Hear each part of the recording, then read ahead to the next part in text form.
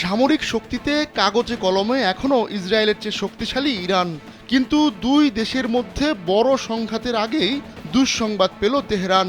দেশটির দক্ষিণাঞ্চলে বিধ্বস্ত হয়েছে একটি যুদ্ধবিমান। হঠাৎ করে একটি সামরিক বিমান বিধ্বস্ত হওয়ায় ইরানের মারাত্মক দুর্বলতা প্রকাশ পেয়ে গেছে।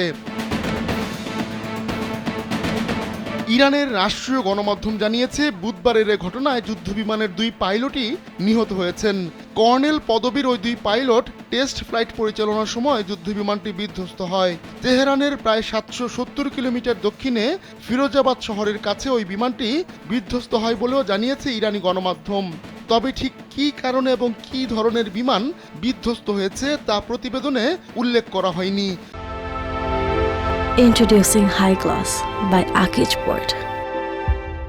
পরে এ ঘটনার একটি ভিডিও প্রকাশ করে আধা সরকারি সংবাদ সংস্থা ফার্স্ট নিউজ। সেখানে দেখা যায় বিধ্বস্ত বিমানটি থেকে সাদা ধোঁয়া উঠছে।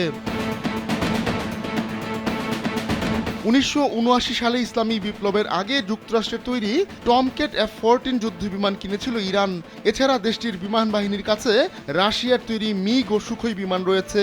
তবে পশ্চিমাদের নিষেধাজ্ঞার কারণে ইরানের বিমান বাহিনী পুরনো বিমান ব্যবহার করতে বাধ্য হচ্ছে, এমনকি তারা প্রয়োজনীয় যন্ত্রাংশও কিনতে পারছে না।